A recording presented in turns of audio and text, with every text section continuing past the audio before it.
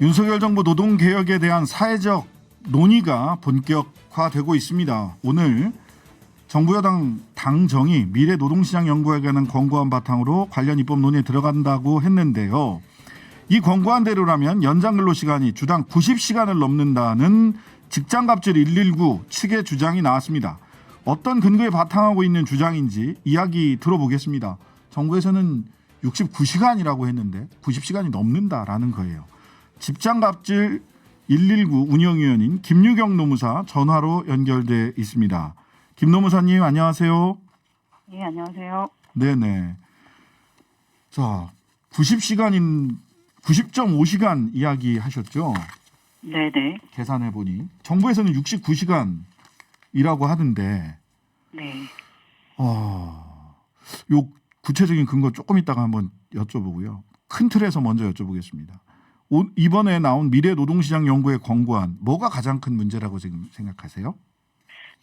네, 이번에 나온 권고안에서 아무래도 핵심은 근로시간 관련된 부분이고요. 네. 이제 아무래도 주간 단위로 기존에 관리를 했었던 연장 근로시간 관리 단위를 주간을 넘어서서 월, 분기, 반기, 연간 단위까지 확대한다는 부분을 저희는 심각하게 보고 있습니다. 네. 이유는 뭐냐면은 이렇게 기존의 틀을 무너뜨리게 되면 쉽게 말해서 사용자가 특정 시기에 집중해서 노동자에게 일을 시킬 수 있는 아주 커다란 풀이 생긴다는 것이고 이것은 기존에 없었던 틀이라고 보시면 됩니다. 네.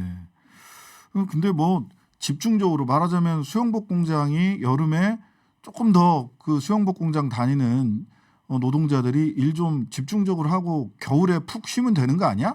뭐 네. 대략 그냥 추상적으로 생각하면은 뭐 그렇게 할 수 있는 거 아니야? 이렇게 생각을 할 수도 있는데 이렇게 단순하게 생각하면 안 된다는 거죠. 예, 방금 말씀하신 게 이제 기존에 말하자면 탄력적 근로시간제 같은 예. 유연 근로시간제를 말씀을 하신 거거든요. 네네. 근데 기존의 유연 근로시간제랑 비교를 했을 때 가장 큰 이제 다른 점이 있습니다. 네, 그렇습니다. 그 부분을 좀 말씀해 주시죠. 네, 예. 근로기준법이라는 법이 근로시간의 어떤 기준을 마련을 해왔던 거죠. 네. 그래서 아시는 것처럼 하루에 8시간 이상 노동을 시키면 안 된다. 네. 그리고 뭐 일주일에 40시간 이상 초과하면 안 된다라든가 특히 이제 뭐 일주일 연장 근로라는 것은 개별 근로자 동의를 얻어서 12시간까지만 가능하다라는 어떤 기본이 있었던 거거든요. 네. 그리고 유연 근로 시간제라는 것은 예를 들어 탄력적 근로 시간제 같은 제도들은 그런 어떤 기본은 유지를 한 채, 네. 예, 아까 말씀하신 것처럼 특정 시기에 일을 많이 시켜야 된다고 하면은 네. 특정한 요건을 갖춰가지고 시행할 수 있도록 해놨었던 예외 제도라고 보시면 됩니다. 예외적인 거였을 뿐이다. 네, 네. 근데 그때는 기존의 어떤 기본은 유지가 됐었다는 거죠. 네. 네. 이번에 오늘 권고안이 내놓은 그 내용들을 보게 되면 네. 기존을 유지한 채 예외를 하나 더 붙이는 개념이 아니고요. 아. 저희가 보기에는 근로시간의 어떤 기본적인 틀 자체를 흔드는 걸로 보여진다. 아. 네, 그래서 굉장히 심각하게 받아들이고 그러니까 있습니다. 과거에는 예외적으로 노사가 동의를 하고 또 예외적인 어떤 요건이 됐을 때만 여름에 더 많이 일하고 겨울에 조금 일 덜 하고 이럴 수 있었는데 이번에는 그런 예외적 요건이 아니라 일반적으로 아무 때나 그렇게 일을 시킬 수 있도록 예외가 원칙이 되는 또는 예외가 기준이 되는 뭐 이렇게 큰 틀이 확 변한다는 이런 말씀이신가요?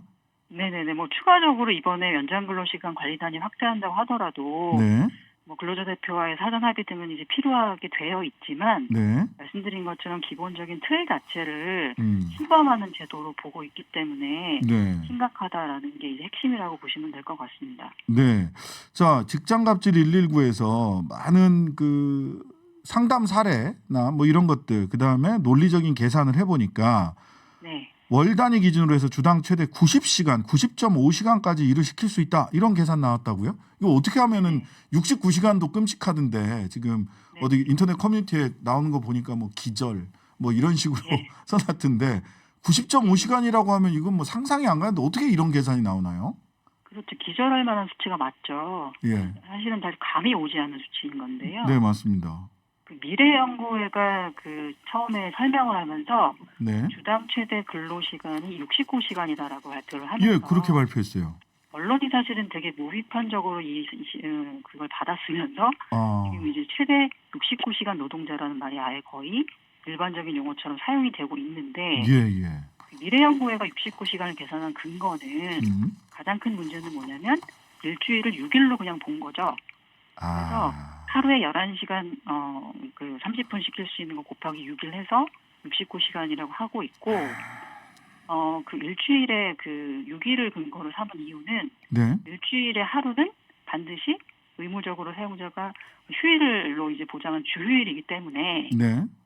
그렇게 계산을 했다고 하는데요.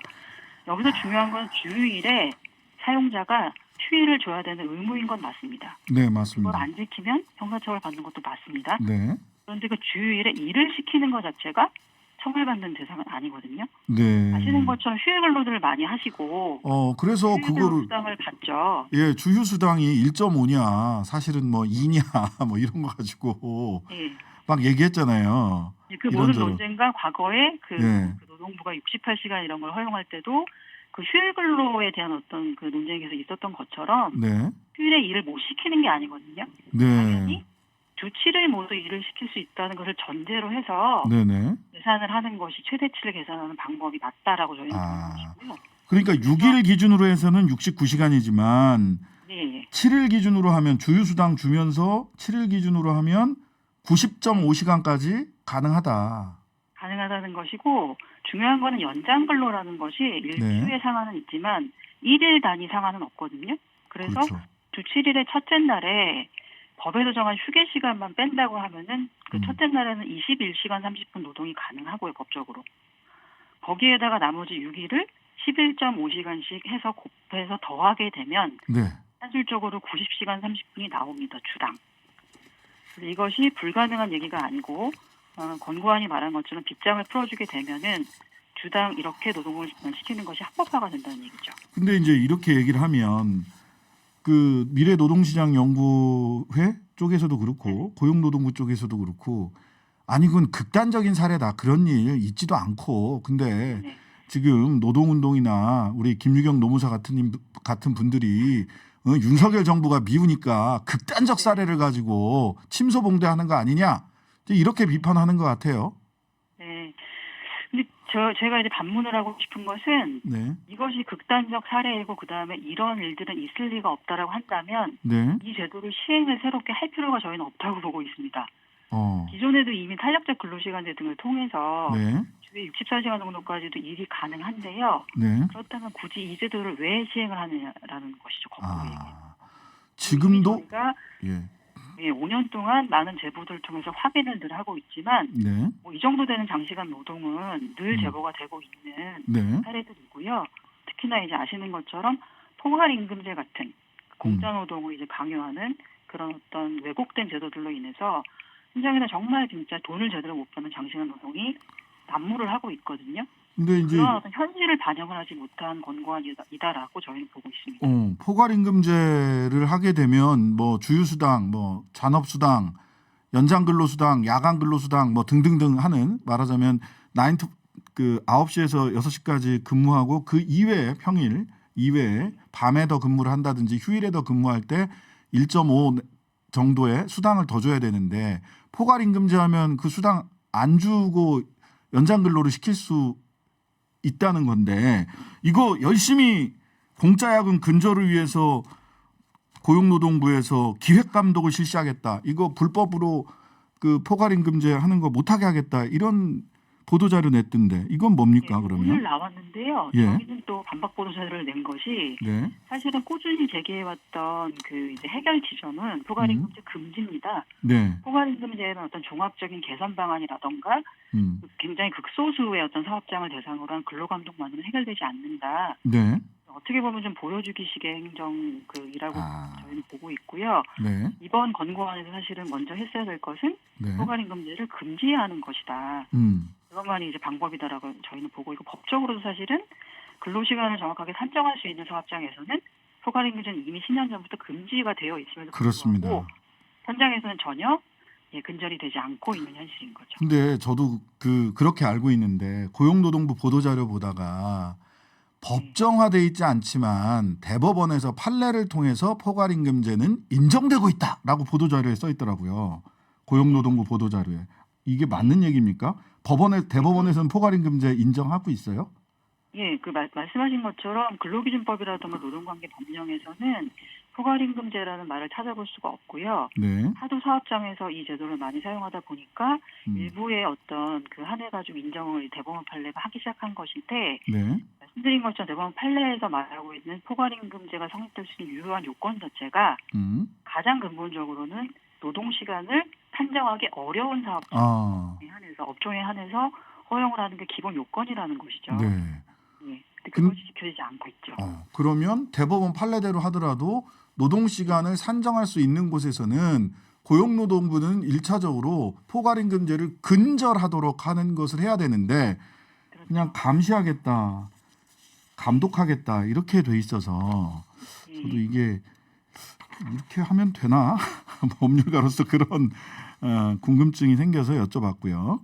네네. 자, 직장갑질 119로 실제 여러 업종들 사례들 제보가 많이 들어온다고 하던데 지금도 심각한 장시간 노동 호소하는 분들 많이 계시잖아요. 예. 근데 이런 분들 같은 경우 권고한 방향대로 가버리면 네. 이게 뭐 굉장히 건강권 문제라든지 뭐 가정생활이 될까 하는 걱정이 드는데 뭐가 제일 걱정되세요? 네, 가장 기본적으로는 말씀드린 것처럼 장시간 노동으로 인한 폐해는 노동자의 건강권이 침해당하는 것이죠. 네. 그래서 집중적으로 특정 시기에 90시간 30분이나 아니면 그 이상이든 시킬 수 있는 것이 가능해진다면 실제로 그런 일이 벌어질 테고요. 그것이 네. 소수의 사업장이라고 하더라도 문제가 됩니다. 네. 그리고 나아가서는 영세사업장이라던가 노동조합이 없는 사업장이라던가 그리고 이제 그 사전에 합의를 통해서 근로자 대표 합의를 통해서 이 제도를 시행한다고 하지만 네. 현실적으로는 근로자 대표를 어떤 선출하는 기준 같은 것이 법에 없는 상황에서 네. 어찌 보면 이것이 어떤 하나의 형식 혹은 악용될 수 있는 하나의 장치가 될 수도 있어서 굉장히 열악한 사업장에서는 이것이 무분별하게 사용될 수가 있고 네. 그렇다 보면 아이러니하게도 열악한 사업장에서 더더욱 건강권이 침해되는 문제가 발생을 하겠죠. 네. 그래서 그 미래연구회가 말하는 어떤 노동자의 어떤 자유로운 선택과 그다음에 자율권을 보장하는 제도다라는 것은 사실은 굉장히 현실과 괴리된 용어인 것 같습니다. 탁상물림이다. 예. 저희는 현실을 고려하지 않은 탁상공론의 결론이라고 생각하고 있습니다. 미래연구회 계신 분들이 법대 교수님들하고 경영학과 교수님들이더라고요. 다. 네. 그러니 노동 현장 실제 저임금 장시간 노동이 이루어지는 현장 사정을 잘 모르시는 것 같은데 이 노동계랑 이거를 조금 뭐 더 협의한다거나 협의를 해서 개선 방안을 마련한다거나 뭐 이런 계획은 아직 못 들어봤는데 혹시 들어보신 얘기가 좀 있으세요? 아직까지는 없고요. 예. 권고안을 통해서 보면서 제가 좀 이 권고안의 어떤 내용 자체가 네. 앞뒤가 너무 모순된다라는 생각이 들었던 지점들이 여러 군데가 있었는데 네. 자율과 선택을 통한 근로시간 단축이라는 말이 근로시간 이제 관련된 제도 앞에 선언적으로 있어요. 나와 있습니다. 그런데 이제 이 권고안은 어디를 보더라도 근로시간 단축과는 굉장히 거리가 먼 것이고요. 네. 말씀드린 여러 가지 어떤 현장에 현실들을 반영을 하지 않은 것이기 때문에 원점으로부터 다시 검토를 해봐야 되고 사실은 현재 틀에서의 권고안은 당연히 폐지를 하는 것이 맞다라고 저희는 보고 있습니다. 자, 또 그 건강권 노동자 건강권 뭐 69시간 또 지금 말씀하신 대로 뭐 80시간, 90시간 얘기 나오니까 연속 휴식 시간 11시간 이게 있어서 괜찮다. 휴식권이나 건강권 확보 안전장치 충분히 고려하겠다 이런 얘기를 했어요. 고용노동부도 그렇고. 예. 그 11시간 연속 휴식 시간 이게 현실에서는 어떤 식으로 노동자들에게 적용이 되나요?